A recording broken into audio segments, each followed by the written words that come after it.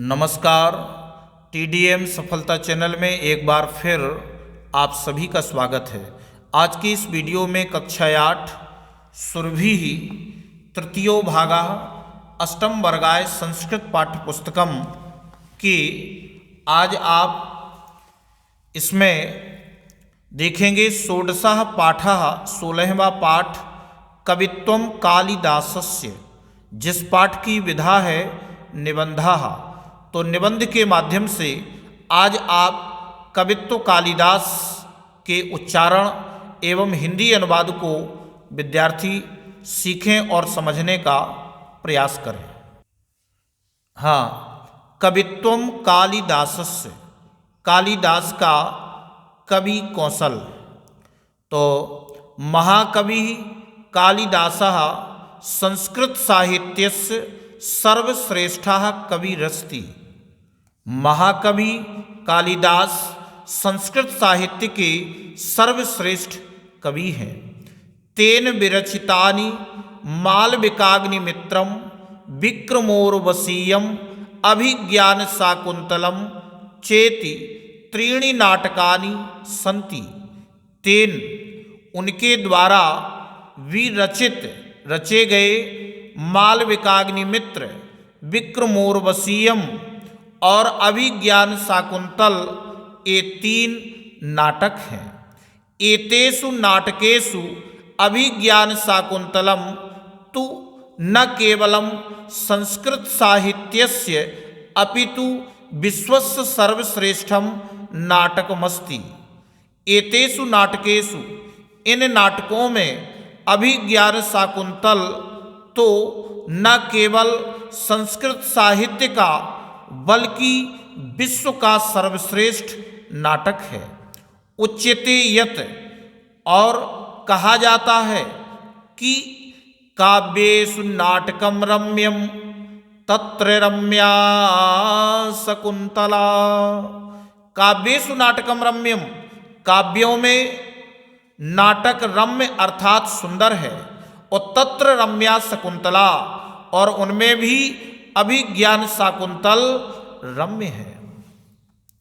तो आगे शाकुंतल नाटकस्य वैशिष्ट्य विषये जर्मन कवेः गेटे महोदयस्य भावं द्योतयता एकेन विदुषा कथितं यत् शाकुंतलस्य, शाकुंतल नाटक के वैशिष्ट्य के विषय में जर्मन कवि गेटे के भाव को, गेटे महोदय के भाव को प्रकट करते हुए एक विद्वान के द्वारा कहा गया है कि एकीभूतमभूत पूर्वमथवा स्वर्गलोक भूलोकयोः ऐश्वर्यं यदि वाञ्छसि प्रिय सखे शाकुंतलम सेव्यताम। एकीभूतमभूत पूर्वमथवा स्वर्गलोक भूलोकयोः, अर्थात यदि स्वर्गलोक एवं भूलोक दोनों का एकत्र या अभूतपूर्व आनंद यदि लेना चाहते हो तो हे मित्र, अभिज्ञान शाकुंतल का सेवन या पढ़ना या देखना कीजिए। इस प्रकार से आगे देखेंगे। सप्त अंकात्मके नाटकेस्मिन् दुष्यंत शकुंतलयोः कथा तथा तयोः शिशोः भरतस्य शौर्यं वर्णितम्। तो 7 अंक के इस नाटक में दुष्यंत और शकुंतला की कथा तथा उन दोनों के तयोः शिशोः, उन दोनों के शिशु भरत की वीरता का वर्णन है। तस्य भरतस्य नामना एव अस्माकं देशस्य नाम भारतवर्षम इति प्रसिद्धम अस्ति। तस्य भरतस्य, उस भरत के नाम से ही हमारे देश का नाम भारतवर्ष प्रसिद्ध है।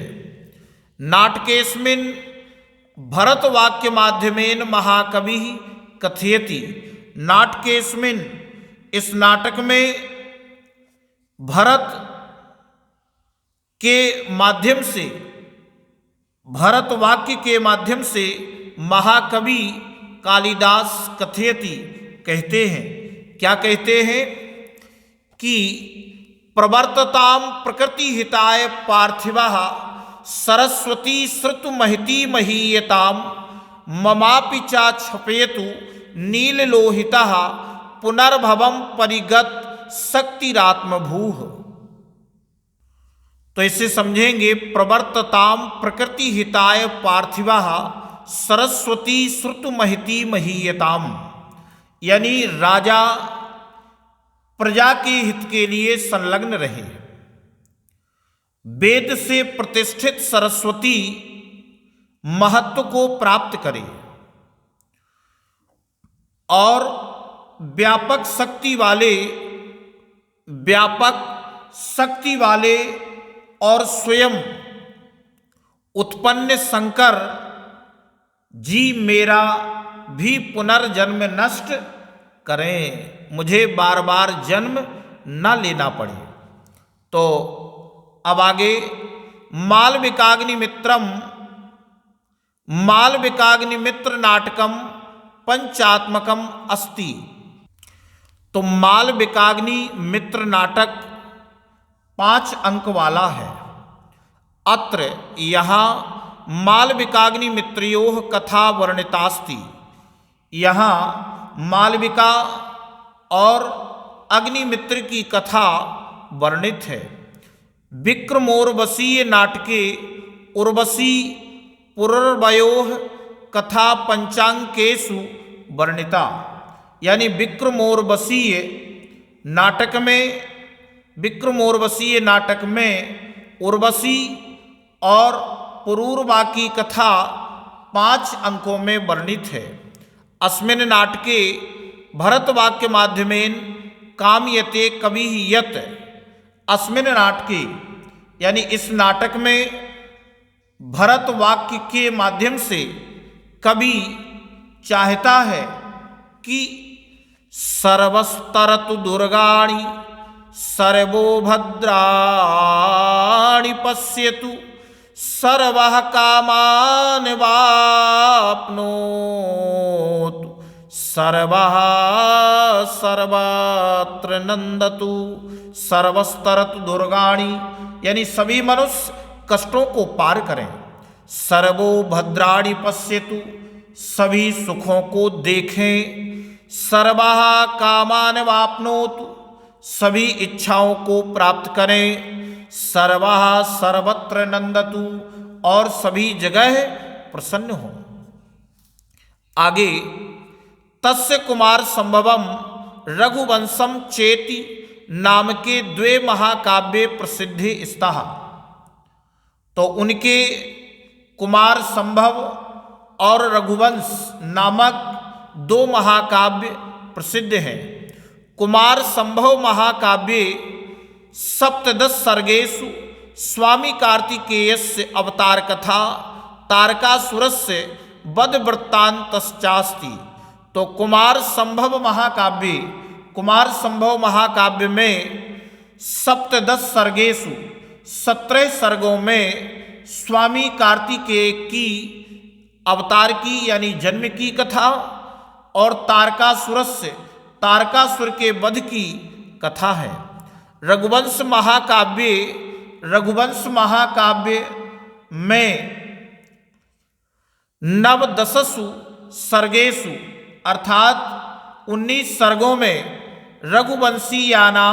रघुवंशियों के पराक्रम का वर्णन तथा तेषाम उदात्त चरित्र निरूपणम तेन कृतम, उनके उदात्त चरित्र का निरूपण उनके द्वारा किया गया।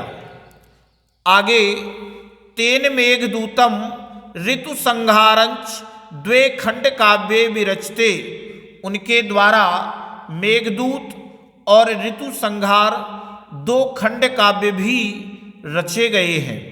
मेघदूते पूर्व मेघा उत्तर मेघश्चेति द्वौ भागौ स्तः।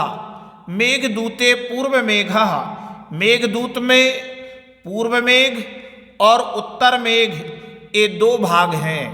अस्मिन् काव्ये इस काव्य में मेघा यक्षस्य दूतः अभवत्। इस काव्य में मेघ यक्ष का दूत बना। सह मेघा दूत रूपेण रामगिरितः हिमालयस्थां अलकापुरीं गच्छति। सह मेघा दूत रूपेण, वह मेघ दूत के रूप में रामगिरी से हिमालय पर स्थित अलकापुरी को जाता है। दूत मार्गस्य वर्णनम नैसर्गिकम अतीव रमणीयम चास्ति। दूत मार्गस्य वर्णनम, दूत के मार्ग का वर्णन स्वाभाविक और अत्यंत रमणीय है। ऋतु संहारे षड ऋतूणां प्राकृतिक सौंदर्यम मनोवैज्ञानिकंच वर्णितम।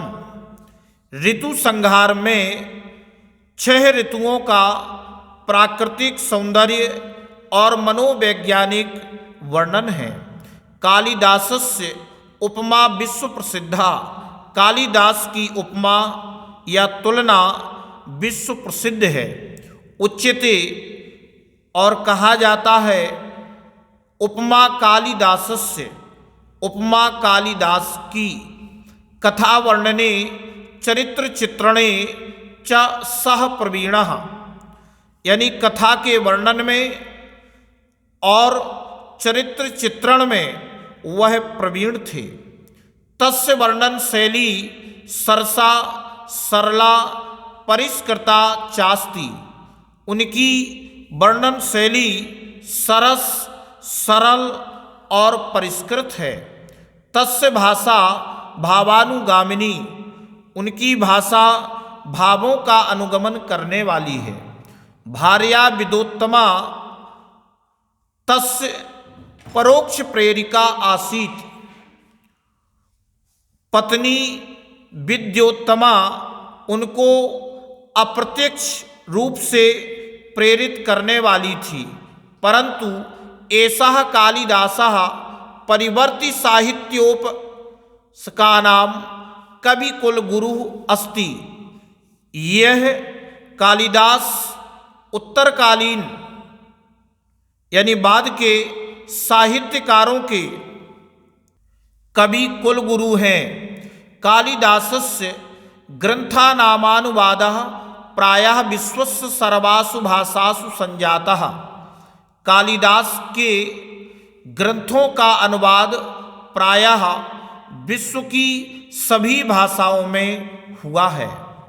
उज्जैनी तस्य जन्म स्थली इति केचित् अन्ये विदर्भमति मन्यते, यानी उज्जैनी उनकी जन्म स्थली थी। केचित् अन्य, कुछ अन्य विदर्भ भी मानते हैं। वैदर्भी रीति तर्केण मेघदूत प्रमाणेन च, यानी वैदर्भी रीति के तर्क से और मेघदूत के प्रमाण से। अद्यापि उज्जैन्यां अन्यत्र च प्रतिवर्षं देव प्रबोधिन्यां कालिदास महोत्सवः विशिष्ट रूपेण आयोज्यते।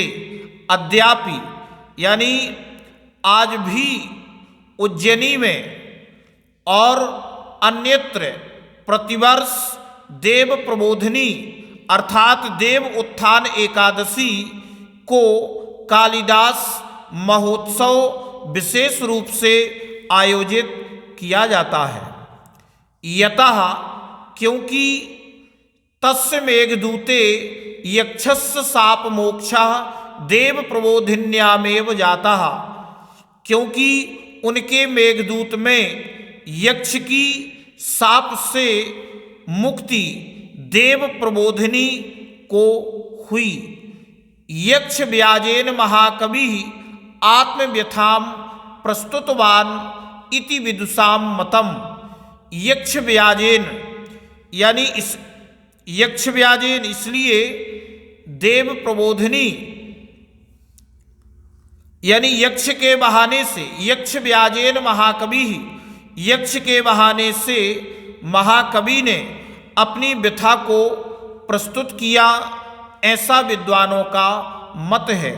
अतः इसलिए देव प्रबोधिनी तिथि, देव प्रबोधिनी तिथि महाकवेः उत्सव दिवसः, महाकवि का उत्सव दिवस है, न तो जन्म दिवसः, न कि जन्मदिन।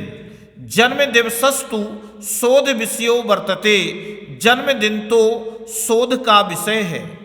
और अपि च उक्तम, और कहा भी गया है, क्या कहा गया है कि पुरा कवीनाम गणना प्रसंगे कनिष्ठ काधिष्ठित कालिदासः अद्यापि तत्तुल्य कबीर भावाद अनामिका सार्थवती बभूव।